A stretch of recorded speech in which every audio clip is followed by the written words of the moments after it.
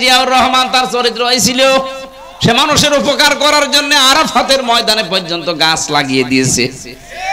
লক্ষ লক্ষ হাজী সাহেবরা যায় নিম গাছের নিচে একটু ছায়ায় আশ্রয় নেয়। আরে ভাই, আরাফাতের ময়দানে দোয়া কবুল হওয়ার জায়গা। এক একবার এই যে লক্ষ লক্ষ হাজী এই নিম গাছের নিচে যদি একটু ছায়া নেয় আর মন থেকে যদি বলে আল্লাহ ছায়ার ব্যবস্থা যে করে দিয়েছে তারে তুমি মাফ করে দিও, আল্লাহ তো তারে মাফ করে দেবে। আপনি কি করলেন তার আদর্শের নাম নিয়ে?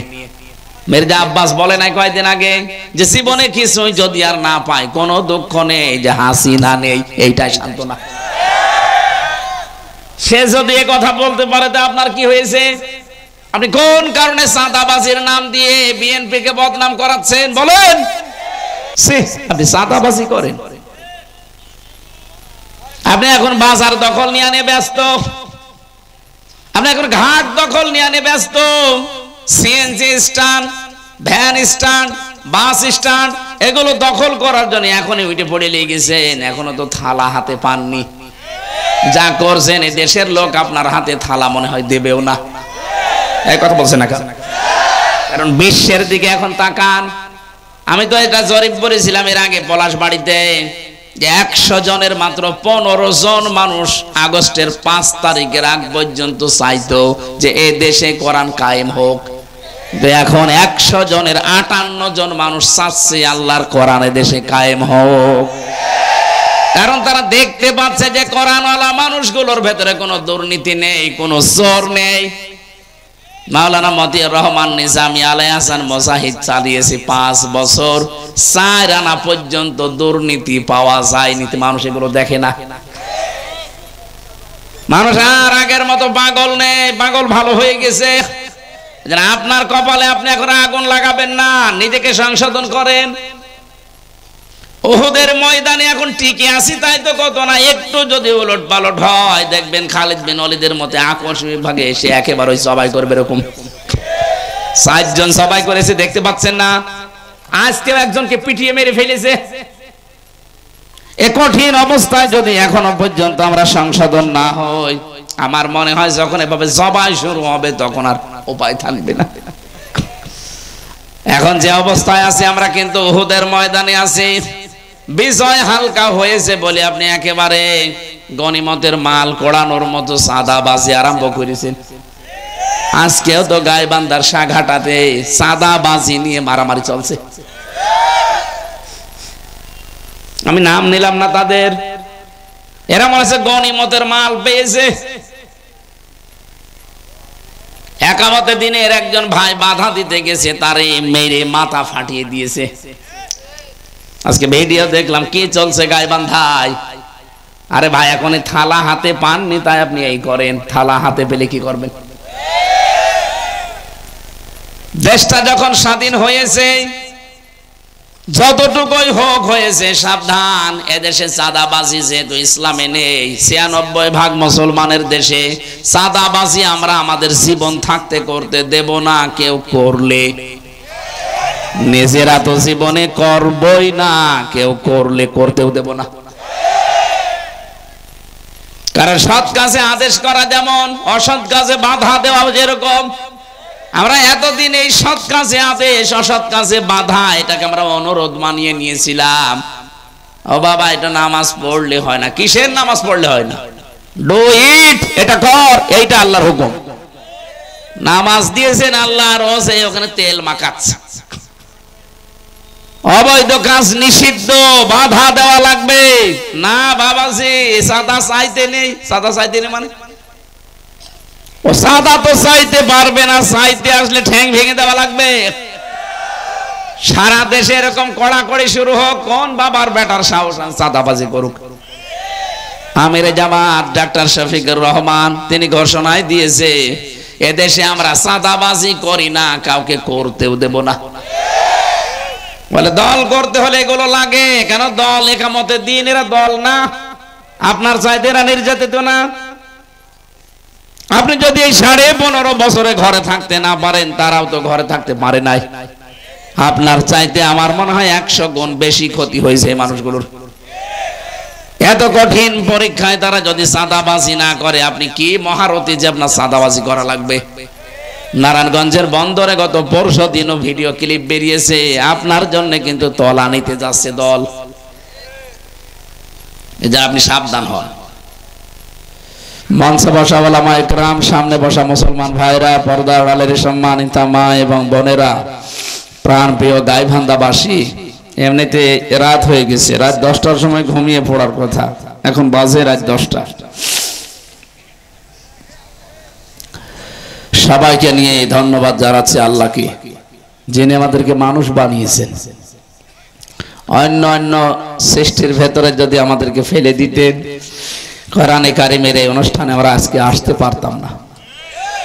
এমনকি অন্য ধর্মেও যদি পাঠাতেন, তাহলে এ পর্যন্ত আসা আমাদের জন্য কষ্ট হয়ে যেত। যে আল্লাহ আমাদেরকে না চাইতে দয়া করে মুসলমানদের ঘরে দিয়েছেন, খুশি হয়ে বলছে আলহামদুলিল্লাহ। নবীজির জীবনের শেষ কথা ছিল, তারাকতু ফীকুম আমরাইন লান তাদিল্লু মা তামাসসাকতুম বিহিমা কিতাবাল্লাহ ওয়া সুন্নাতু রাসূলিহি ইলা আখিরিল হাদিস। আমি বিদায় নিলাম, আমি চলে গেলাম, দুইটা জিনিস তোমাদের জন্য রেখে গেলাম, একটা আল্লাহর কোরআন, 2 নম্বরে আমার সুন্নাহ। কি বললেন? আল্লাহর কোরআন রাখলাম আর আমার সুন্নাহ রাখলাম, আমার হাদিস রাখলাম। এই কথা কিন্তু উনি বলেন, কথা বুঝতেছেন? আমি গতানুগতিক কথা বলি না। আমি 2 ঘন্টা 2.5 ঘন্টা বলে গেলাম, আপনি শুধু শুনিয়েই গেলেন না। আপনি 5 মিনিট শুনবেন, এখান থেকে 10টা শিক্ষা যেন বের করা যায়। বৈষম্য বিরোধী ছাত্র আন্দোলনে যে 9 দফা ছিল, আজকের তেলাওয়াত কিন্তু আয়াতে 6 দফা আছে। ওনাদের 9 দফার 6টা এখানে আছে, বাকি 3টা অন্যান্য আয়াতে আছে। তার মানে কোরআনে কারিম কেন্দ্রিক এই দফাগুলো, আমার মনে হয় এগুলো বাস্তব জীবনে এই দেশে যদি প্রতিফলিত করা হয়, এদেশ মিনি জান্নাত হয়ে যাবে ইনশাআল্লাহ। দেখি আজকের 6টা কত দূর আমরা বুঝতে পারি।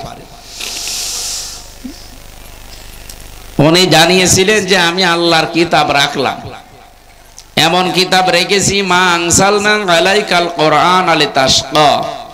এই কোরআনে কারিম যেখানে থাকবে তারা বিপদে পড়বে, এই জন্য আল্লাহ কোরআন দেয়নি। লিতাশকার জন্য আল্লাহ কোরআনে কারিম দেয়নি, আল্লাহ দিয়েছেন কোরআনে কারিম এই পৃথিবীতে উপরে ওঠার জন্য। কিন্তু চরম সত্য কথা, দুনিয়ায় 257টা রাষ্ট্র, 58টা এখন মুসলমান রাষ্ট্র। কয়টা? 58টা মুসলমান রাষ্ট্রের ভেতরে যারা আমরা 200 কোটির উপরে বাস করি মুসলিম, পৃথিবী সাক্ষী এখন তামাম দুনিয়ায় মুসলমান নাম থাকার কারণে আমরাই মার খাই, আমরা অপদস্থ, আমরা অপমানিত, আমরা না খেয়ে থাকি। তাহলে কোরআনের এই আয়াত কি মিথ্যা নাকি? বলেন। কোনো না কোনো জায়গায় আমাদের রং হয়ে যাচ্ছে, আমরা আবিষ্কার করার চেষ্টা করব আজকে ইনশাআল্লাহ। উনি বললেন আমি আল্লাহর কোরআন রাখলাম, যেটা মানুষের সৌভাগ্যের সোপান। 2 নম্বরে আমের সুন্নাহ রাখলাম। আমি এটা বলতাম না, যেহেতু শব্দটা এসেছে এই জন্য আমি শিক্ষার জন্য বলছি। যারা বলেন আমরা আহলে হাদিস, আপনি একটা ভ্রান্ত ধারণায় আছেন। কারণ আপনি শুধু হাদিস মেনে দুনিয়ার জীবন চালাতে পারবেন না, আপনাকে সুন্নাহ মানা লাগবে।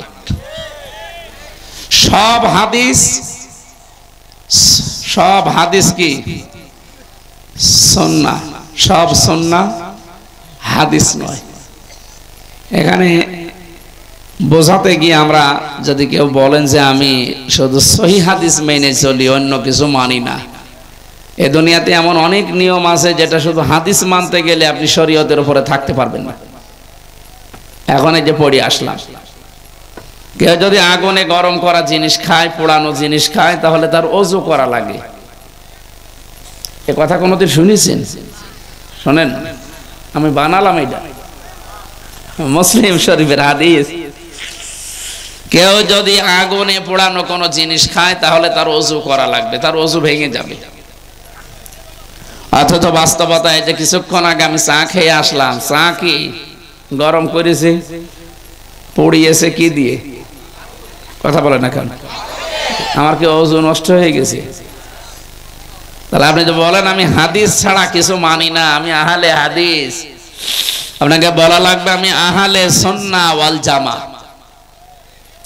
যদিও শব্দটা চুরি হয়ে গেছে, এখানে আলেম নেই, আলেমদেরকে বলছি এই শব্দটা আজকে বাংলাদেশে কিছু ভণ্ড সুন্নি নাম নিয়ে এরা চুরি করে নিয়ে গেছে আহলে সুন্নাত ওয়াল জামাতটা। সুন্নি দাবি করে আমার তাহেরি ভাই, ও যদি সুন্নি হয় তা আমরা কি বলেন তো? সুন্নি এই শব্দটা আর জায়েদ মেরে দিয়েছে না? এই জন্য সুন্নি কি এই শব্দ আমরা অনেকে না বুঝে আন্দাজে ওদেরকে সুন্নি বলে ডাক দেই। সুন্নি হচ্ছে আমরা আহলে সুন্নাত ওয়াল জামাত, বিশ্ব নবীর সুন্নাত যারা মেনে চলে।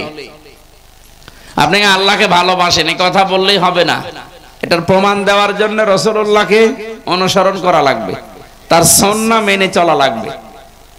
আমার প্রশ্ন এখন, রাসূলুল্লাহকে মানা লাগবে কতখানি মানা লাগবে বলেন? উনি যখন রাসূলুল্লাহ হয়েছেন ওই দিন থেকে ইন্তেকাল পর্যন্ত, উনি জন্মের পর থেকে 40 বছর পর্যন্ত পুরো আরব জাহানে কেউ ওনাকে নবী রাসূল বলতো। কি বলতো? মোহাম্মদ বিন আব্দুল্লাহ, আব্দুল্লাহর ছেলে মোহাম্মদ, অথবা আস-সাদিক, আল আমিন, এই সমস্ত নাম দিয়েছিল। উনি 40 বছর বয়সে নবুয়ত পেলেন, পুরা আরব জাহানের ভেতরে ছড়িয়ে দিলেন। ওলিয়া ইউহান্নাস ইন্নী রাসূলুল্লাহি ইলাইকুম জামিআ।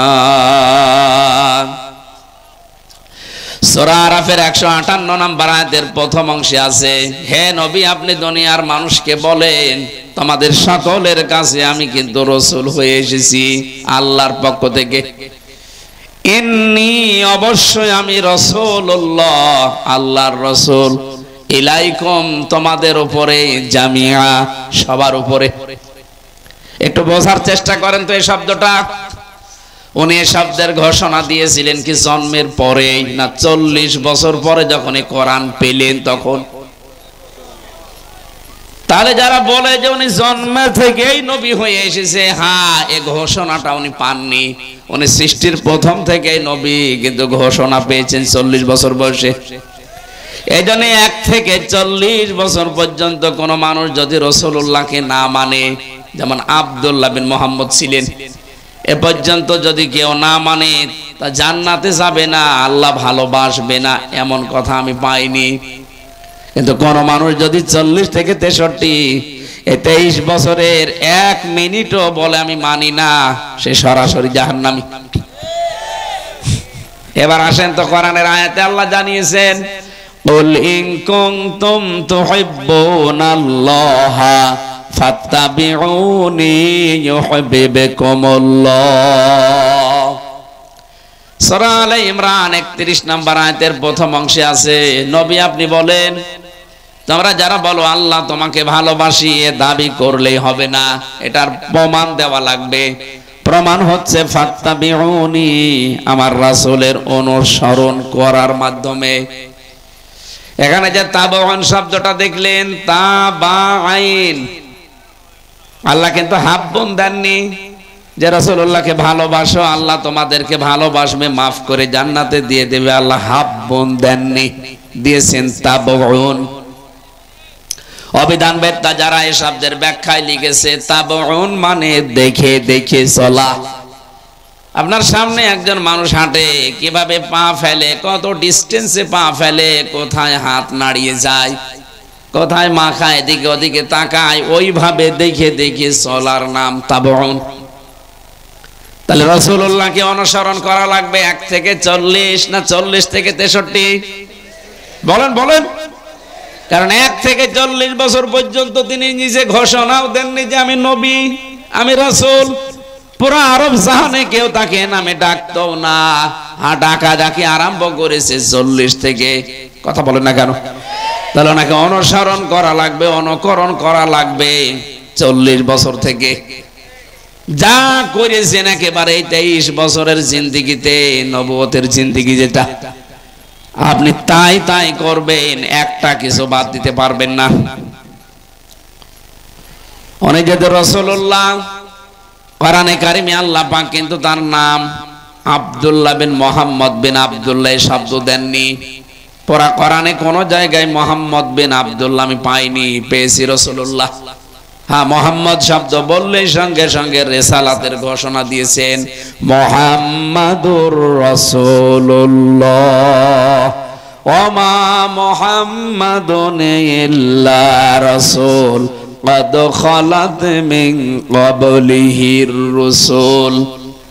এরকম 4 জায়গায় আল্লাহ পাক মোহাম্মদ শব্দটা উচ্চারণ করেছেন কোরআনে, যেখানেই মোহাম্মদ বললেন রিসালাতের ঘোষণা দিয়ে তার সম্মানটা আরো বাড়িয়ে দিলেন। এখানে কথা বলেন কেন?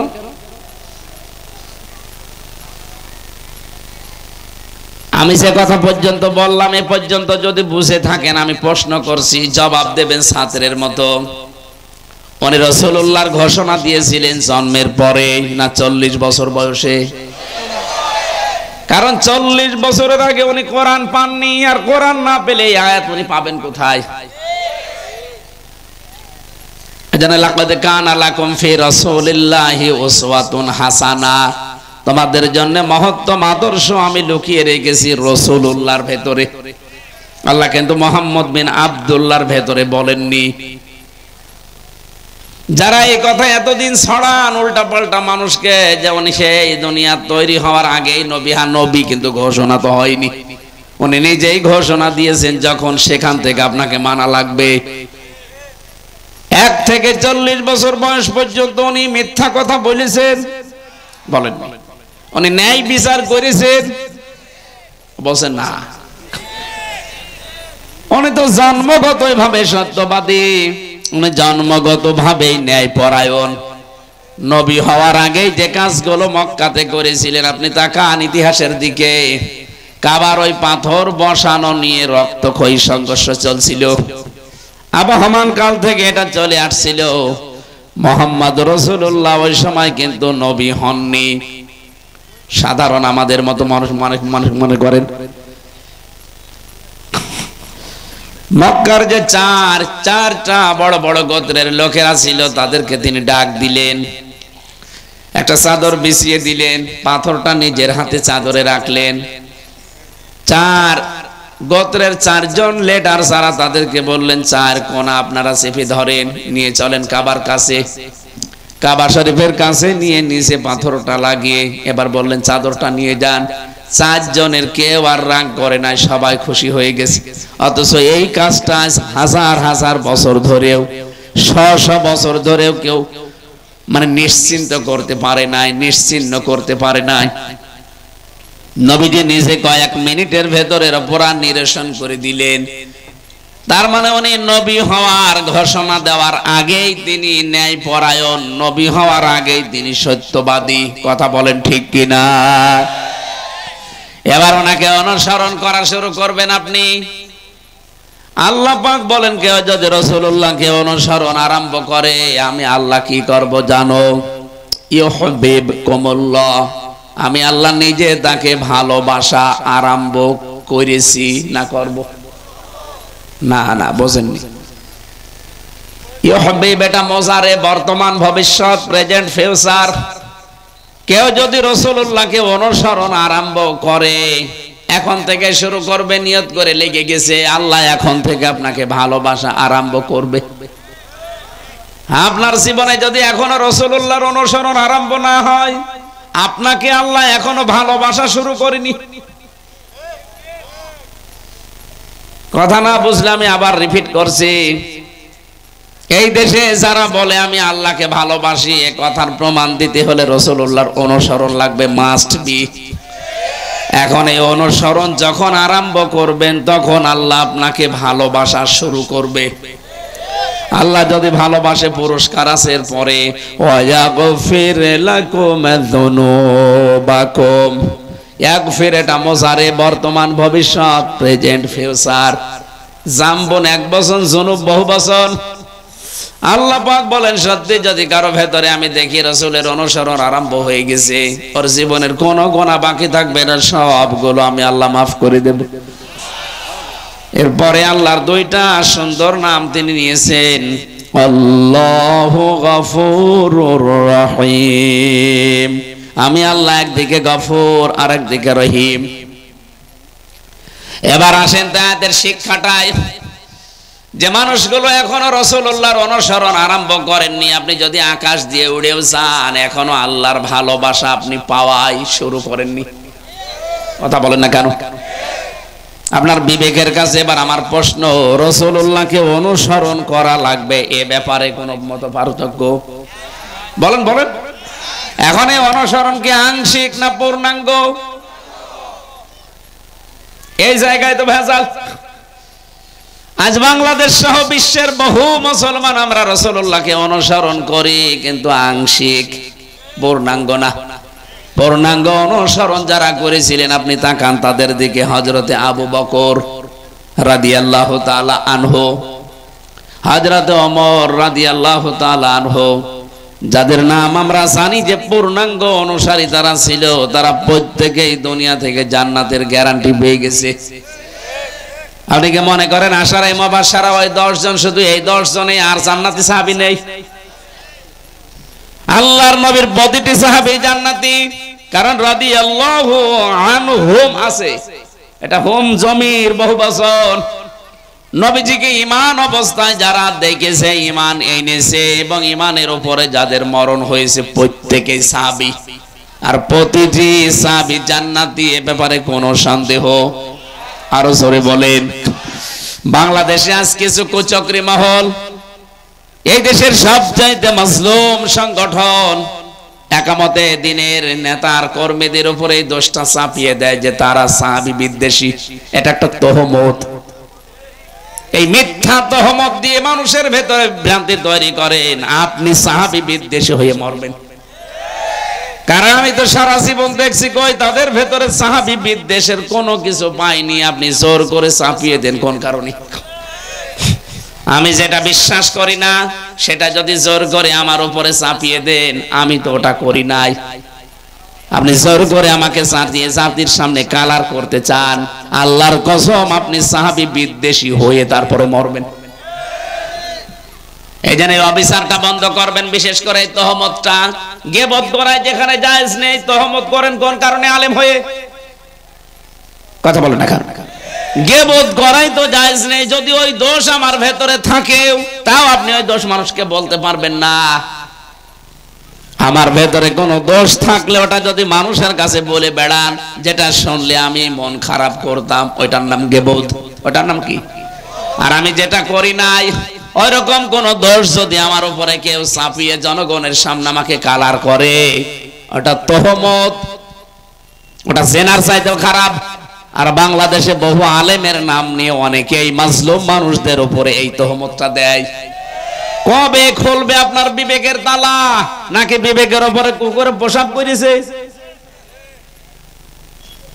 আশা করছে আপনার বিবেক খুলবে। এরপরও যদি না খোলে, আপনাকে আর কোরআন হাদিস দিয়ে বোঝালে আমার মনে হয় হবে না, আপনাকে বাকারি শরীফ দিয়ে বাকারি দেওয়া লাগবে। একটা মাজলুম মানুষদের উপর আপনি আন্দাজে এক দোষ চাপিয়ে দেন। আমি তো কোরআন হাদিস যেই দিন পড়েছি ওই দিন থেকে বিশ্বাস করি যে সাহাবীরা, এই পৃথিবীতে সব সাহাবী আল্লাহর জান্নাতি, কোনো ভেজাল নেই। কারণ রাদিয়াল্লাহু আনহুম, প্রত্যেকের উপর আল্লাহ রাজি হয়ে গেছে। এখন যদি বলেন আশারায়ে মুবাশশারা 10 জন শুধু নাম, আরে ভাই 10 জনের নাম নবীজি গ্যারান্টি দিয়ে গেছেন দুনিয়ায় জিন্দা অবস্থায়, আর আল্লাহ কোরআনের আয়াত নাজিল করে পুরা সাহাবীদের জামাতকে জান্নাতি বলেছেন। কারণ তারা মাপকাঠিতে উত্তীর্ণ হয়ে গেছে। গাইবান্ধাবাসী যে তথ্যটা এখানে নিয়ে এসেছিলাম, বহু মানুষকে আমরা দেখেছি তারা রাসূলের আশপাশে থাকতেন, কিন্তু রাসূলুল্লাহকে তারা অনুসরণ পূর্ণাঙ্গ করেনি, আংশিক করেছে।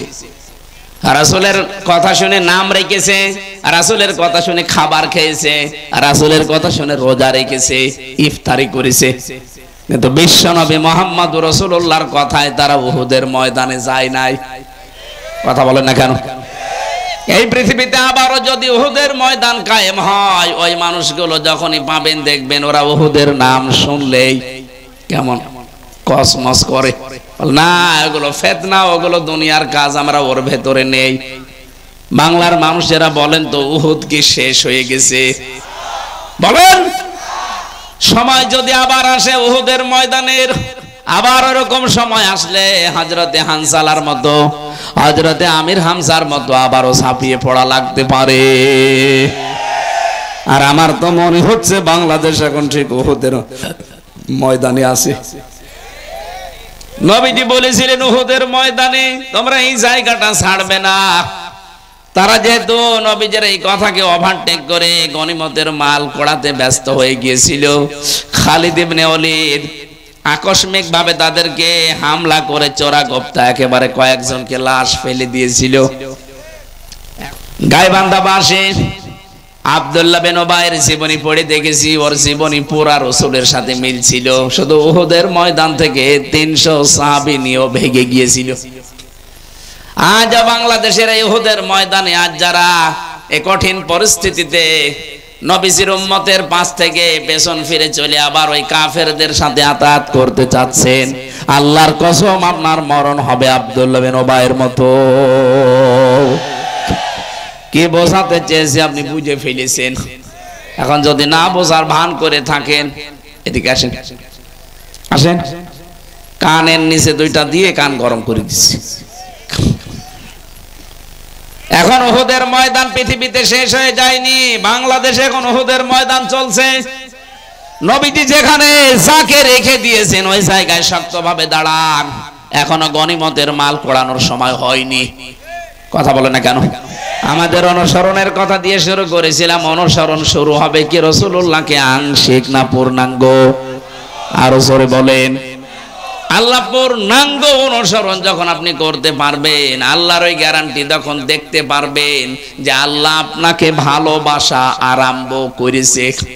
আর আল্লাহ যদি ভালোবাসে তাকে কয়েকটা জিনিস অলরেডি দিয়ে দেয়। এক নম্বরে তাকে উত্তম প্রতিবেশী দান করে। আপনি দেখেন তো আপনার আশপাশে প্রতিবেশী যেগুলো, এগুলো কি ভালো? হ্যাঁ, এমন প্রতিবেশী পেয়েছেন একটা মুরগিতে ধান খেলেও ঝগড়া করে। তার মানে আপনি রব্বানা আতিনা ফিদ দুনিয়া হাসানা, দুনিয়ার হাসানা দাও, দুনিয়ার হাসানায় তো উত্তম প্রতিবেশী আপনি পাননি। এই দোয়া আপনার কবুল হয়নি, মাঠে মারা গেছে। উত্তম প্রতিবেশী এটা হচ্ছে দুনিয়ার হাসানা। উত্তম স্ত্রী দুনিয়ার হাসানা। আছে উত্তম স্ত্রী এখন 24 ঘন্টা স্বামীকে সন্দেহ করে, এরকম স্ত্রী বেশি। কথা বলেন না কেন? বিশ্বনবী মুহাম্মদ রাসূলুল্লাহর স্ত্রীর দিকে তাকান, খাদিজাতুল কুবরা, তাকে আল্লাহ নিজে জান্নাতে একটা ঘর বানিয়ে দুনিয়ায় সুসংবাদ পাঠিয়েছেন। জিবরাইল সালাম দেবে আমার নবীকে, আর আসার সময় বলবে আল্লাহ নিজে খাদিজার জন্য আলাদা একটা ঘর বানিয়ে রেখেছে। এই ঘরটা আল্লাহ এই কারণে বানিয়েছে, খাদিজা নামাজ পড়ে, রোজা রাখে, হজ করে, যাকাত দেয়, এই জন্য না। কারণ খাদিজা জীবনে এক ওয়াক্ত নামাজ পড়েনি, রোজা রাখেনি, হজ করেনি, যাকাতও দেয়নি। কারণ তার ইন্তেকালের পরে এগুলো সব নাজিল হয়েছে। এই কথা বলেন না কেন? আপনি খাদিজার পুরা জীবনী পড়ে দেখেন, কোনদিন তিনি এক ওয়াক্ত নামাজও পড়তে পারেননি। কারণ নামাজের বিধান ওই সময় নাজিলই হয়নি। তিনি রোজাও রাখেননি, তিনি হজও করেননি। তার ইন্তেকালের 10 বছর পরে হজের বিধান নাজিল হয়। তার মানে তার বয়সে তিনি জীবনে যাকাতও দেননি। এরপরেও আল্লাহ তার জন্য জান্নাতে একটা ঘর আলাদা ভাবে বানিয়ে রাখবে। সে ঘরের ভেতরে কোনো নয়েজ নেই, কোনো আওয়াজ নেই। হযরতে খাদিজা একটা মাত্র কারণে নামাজ না পড়ে, রোজা না রেখে, হজ না কান্নার, যাকাত না দিয়ে জান্নাতে ঘর বানিয়ে ঘর পেয়েছেন, তা নয়েজ মুক্ত, আওয়াজ মুক্ত। কারণ তিনি দুনিয়াতে স্বামীর জন্য ঘরটাকে রেখেছিলেন আওয়াজ মুক্ত। আর আপনি কেমন স্ত্রী, বাইরে থেকে স্বামী আসতে দেরি, ওর মাথা আরো যা ছিল আরো আউলিয়ে দেন। এক কথা বলছেন, আপনি তো স্বামীর জন্য ঘরটা একটু আওয়াজ মুক্ত, নয়েজ মুক্ত রাখবেন, ও যেন বাইরে থেকে এসে ঘরে একটু শান্তি পায়। এমনও স্বামী এখানে বসে আছে, বাইরে ছিলাম, আমি ভালো ছিলাম, ও ছাতা বাড়ি এসে জাহান্নামে ঢুকলাম। এরকম পরিবার আছে? কার হাত তোলেন তো? না, আছে, আছে ভাই, আপনি না বললেও আমি জানি আছে। সম্মানিত মা বোনেরা, আমি হাসির খোরাকি দেয়নি, এখানে 100 জনের 95 স্বামী আমার মনে হয় এরকম আছে। হয়তো এই লোকটা নেই, ওনার বউ এরকম, আল্লাহওয়ালা, এই জন্য ওনার নেই, কিন্তু বাকিগুলোর চেহারার দিকে তাকিয়ে দেখতে পাচ্ছি এরা পুরুষ নির্যাতনকারী। চাচা এর সাথে রংপুরে কি করলেন আপনি? 9 বছর ক্ষমতায় ছিলেন, নারী নির্যাতনের আইন দেশে আছে, পুরুষ নির্যাতনের একটা আইন করে যেতে পারলেন না। ও রংপুর বিভাগের মানুষেরা, ভালো করে মিলান তো। খাদিজাতুল কুবরা রাদিয়াল্লাহু তাআলা আনহা, তিনি উত্তম স্ত্রী ছিলেন, তার স্বামীর জন্য জীবনের সব কিছু তিনি বিলিয়ে দিয়েছিলেন। হযরতে খাদিজার জীবনীতে বেশি, নবীজি গভীর রজনীতে দাওয়াতি কাজ করে যতবার এসেছেন, যতদিন এসেছেন, কোনদিন খাদিজাকে ঘুমন্ত অবস্থায় পাননি। একবার ডাক দিলে সঙ্গে সঙ্গে দরজা খুলে গেছে। ডাক দিয়ে বলে, খাদিজা, জীবনে যতবার আসলাম, যতদিন আসলাম, একদিনে ঘুমন্ত পেলাম না, কি করো তুমি? খাদিজা বলে, হে রাসূল, আপনি বাইরে থাকলেন তো টেনশনে থাকি, কারণ 24 ঘন্টা আপনার পেছনে শত্রু লেগে আছে। আপনি যতক্ষণ দিনের দাওয়াতি কাজ শেষ করে বাড়িতে না আসেন, আমার যদি ঘুমও লেগে যায়, আমি এই দরজার সাথে হেলান দিয়ে ঘুমাই। আমি জানি স্বামী এসে বারবার ডাকতে থাকবে, আমার স্বামী ক্লান্ত শ্রান্ত পরিশ্রান্ত শরীর নিয়ে দাঁড়াবে, আর আমি আরামের বিছানায় ঘুমিয়ে যদি উঠতে দেরি হয়ে যায়, স্বামীর সাথে বিয়াদবি হয়ে যাবে। এই জন্যে ঘুম লাগলেও আমি ঘুমাই, কিন্তু দরজার সাথে বেট লাগিয়ে। আমার মনে হচ্ছে এরকম বউ এখন ঘরে ঘরে একটাও নেই।